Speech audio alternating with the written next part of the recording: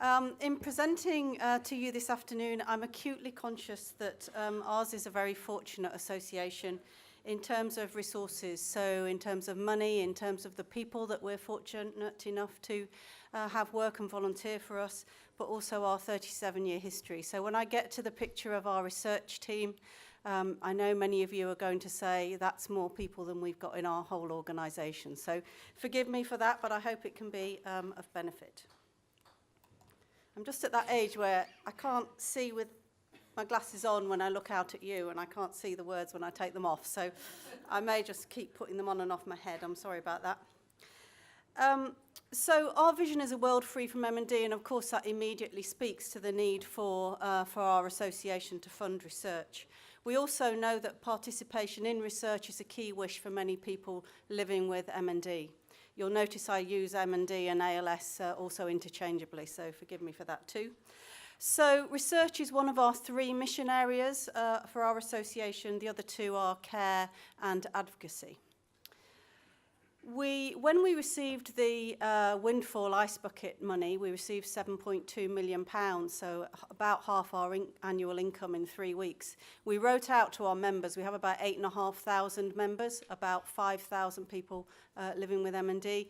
80% of the people that responded to our survey said that they wanted us to put the ice bucket money into research. So we know that a primary aim for our association in the eyes of our members, and that applies to all of our members, but also if you just survey people with MND, is that we should primarily fund research. Actually, I'll come to that in a minute, but we actually fund more care than we do research. But we've currently got £13 million invested in research. Our annual spend on research is between 3 and 4 million, and that's about 20% of our annual expenditure. And we cover 80 plus projects at the moment, mostly in the UK, but also some international collaborations. So our research portfolio goes right from bench to bedside, or as I heard the other day at a research conference that I was at, bench to my side, which I thought was a much nicer phrase. So I'm going to try to start using that now.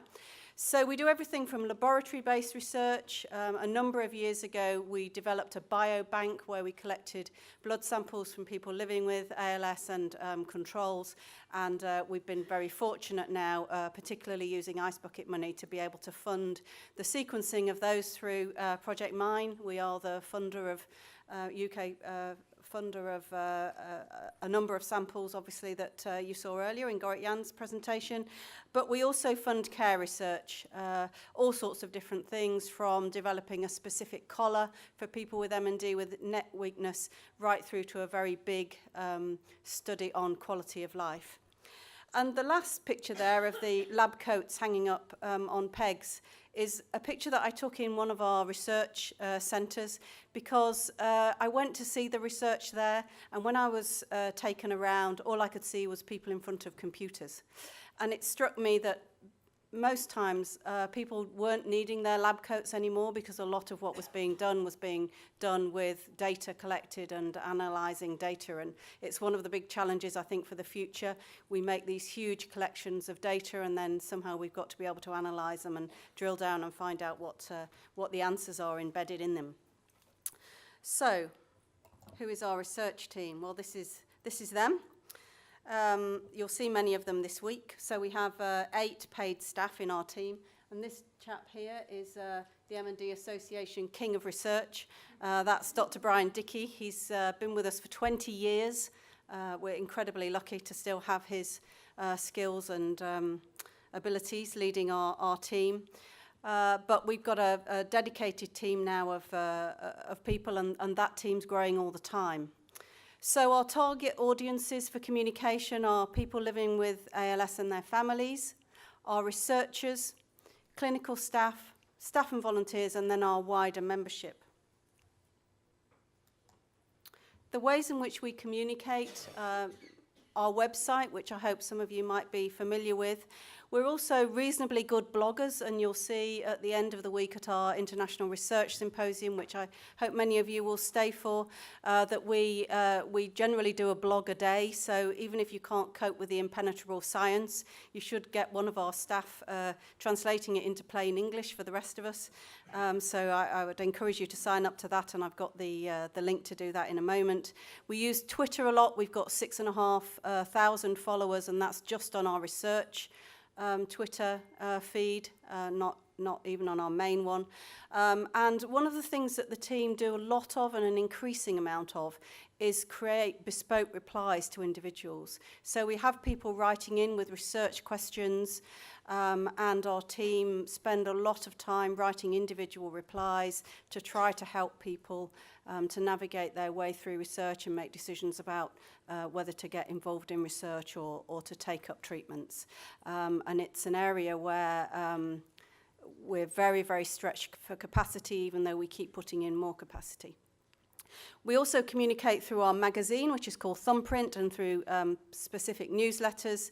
And we have engagement events, 4 regional conferences a year in different parts of England, Wales and Northern Ireland, and also an AGM, an annual conference. And all of those are now live streamed. So people that are not able to travel to us, even though Great Britain is a small country, as we've seen earlier, people can participate online.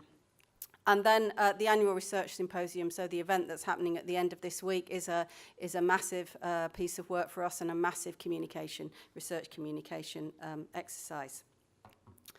So, some of the challenges.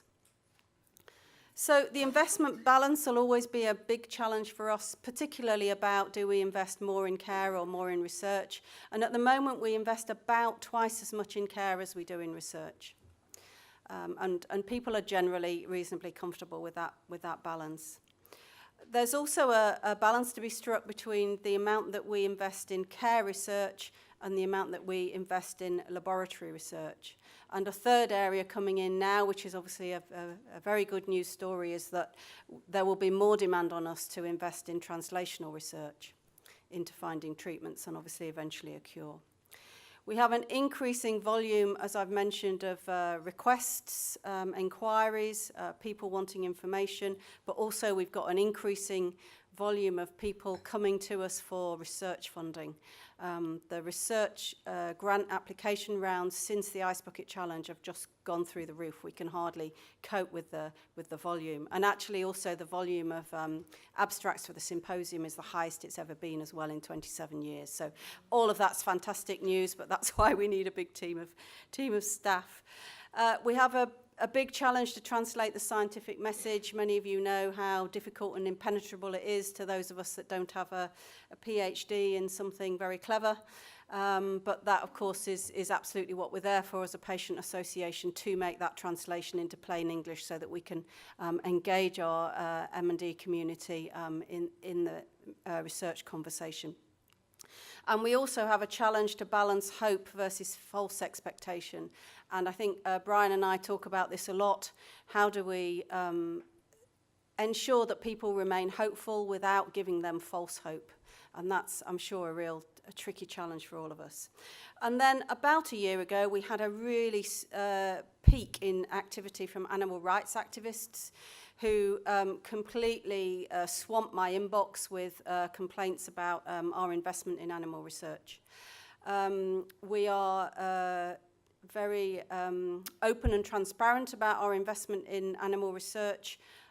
In the UK, there are very, very tight guidelines around the use of animals in research, which any research we fund absolutely adheres to.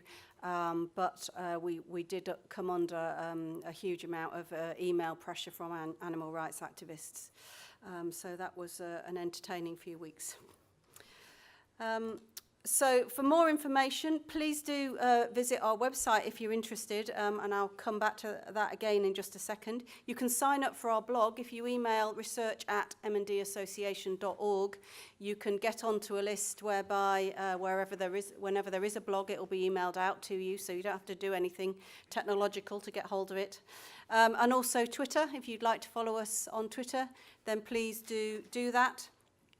And very much live and of the moment. This year we've created, I think for the first time, quite a sophisticated Symposium Live webpage. So if you go onto our website, and you'll see across the top, if you watch for the banner to change, there's something about the symposium. If you click onto that, there's a whole microsite dedicated to the symposium, and we've created all sorts of separate pages on that, on different topics that we think our members, people living with MND and their families, might be interested in following. And of course, you're very, very welcome to use it as well. And you'll also see that the Twitter feed from this meeting and from the Allied Professional Forum is also being fed through to that website. So hopefully a single spot where you can follow some of the action from this week in Dublin. That's all I wanted to say. I hope that's been helpful, and obviously if we can help in any way, because we know we are very well resourced from a research point of view, then we'd always be happy to try to do so. Thank you.